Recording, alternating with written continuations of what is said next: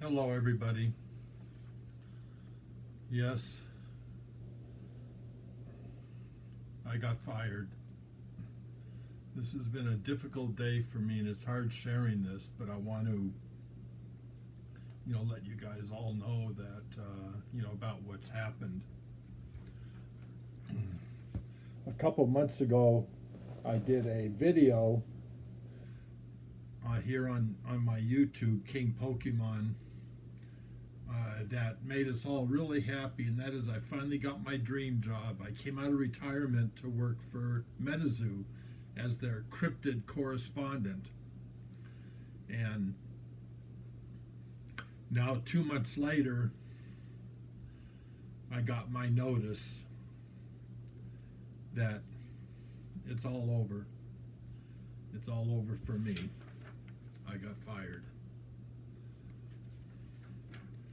Now, I'm going to try to tell this story quick because it's so hard for me to talk about it. But I'm sure all of you will understand that you've all, lost something very important to you in the past, and this is probably my greatest loss. So I'm going to fill you in now. So, like all of you know, I was hired as a cryptid correspondent for MetaZoo. Michael Waddell said that I was perfect for the job. I had the passion, I had the intelligence, I had the drive to fill this position, which had to do with interviewing cryptids. And there were two ways that would occur. The cryptids would either visit Michael's main office over on Post Street, or if not enough were coming and I didn't have enough interviews to have, then I would have to go out and find the cryptids myself and get them to interview with me. And so, I mean, I was so sure that I'd be able to do it. First off, I was sure that Michael Waddell and MetaZoo would be able to,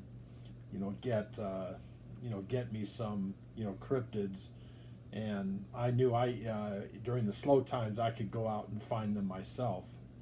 Well, that was about 2 months ago, and it started off pretty smoothly. My first job was interviewing Walking Sam, and that was a little awkward, but it came across pretty well.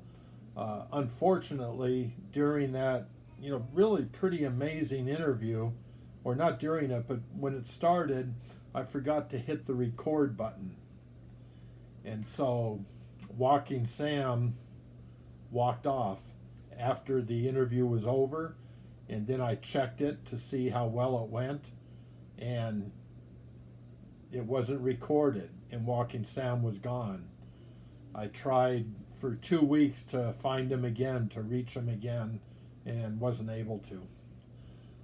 The next thing that happened was I went out myself, and I was able to track down Chupacabra, and that interview I did get it on tape. I did get it recorded on video.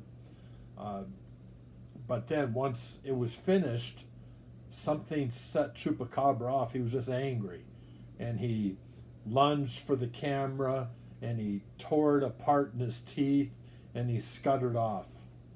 So that was my first two experiences.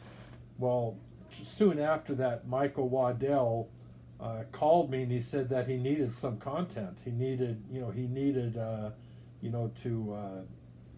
know what happened with Walking Sam and Chupacabra, and I mean, even though it just broke my heart to tell him, I had to tell him the truth, and so we talked about it for a while, and then he said, Gary, I got you in this position because I really needed you to perform. So I'm going to give you another chance. And and then get the content right over to me. So anyway, I searched high and low looking for Sam Sinclair, and I wasn't able to track him down, and so I did probably the last thing that you're supposed to do, and that is I found a proxy. I found somebody who would pretend. Now I'm pretty embarrassed about this. I found somebody who would pretend to be Sam Sinclair, and that's was Darian Bruzon, D. Bruce. I told him, I said, listen, I need to get this. I need to get this interview. Will you do me a favor and pose as if you're Sam Sinclair, and just put your hand up like this. Wear your hat down, and then nobody will be the wiser in that. And so Darian, being the D. Bruce, being the good friend that he is, said that he said, well, he owed me some favors, and that he'd be glad to do that for me. So I recorded that, and got a did it absolutely amazingly well. And then I took it over to Michael Waddell, and he watched it, and he had this curious look on his eyes, and he said, you know what, Gary, I never realized how much Sam Sinclair looks like D. Bruce. And I went, I got a confession to make, Michael.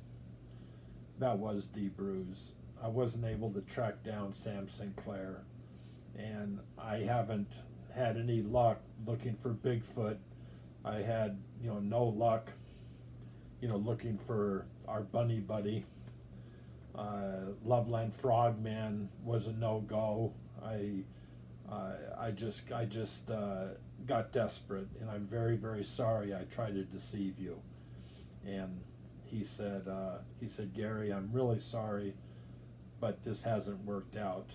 I gotta let you go. So I got fired. So anyway, for this last video, he told me I could wear the uniform, but now I got to take it off, and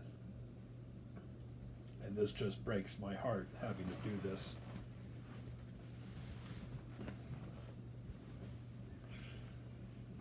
So I guess I'm back to King Pokemon, and I just hope the good people at MetaZoo can find it in their hearts to forgive me for my deceit, and I will continue to be a lover and supporter of MetaZoo,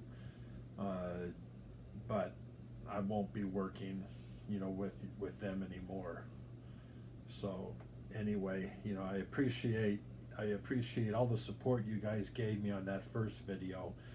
I got hundreds of well wishes, congratulating me on having my dream job, and to have it turn out like this, I feel like I've disappointed all of you. And for that, I hope you'll forgive me. I'm very, very sorry. So anyway, I'm gonna, leave it at that. And if you can find it in your hearts to forgive me, I'll have a lot of good things to come, to show you. And, just bear with me, stay with me through this difficult time. Okay, have a happy holiday, everybody, and I love you all. Goodbye.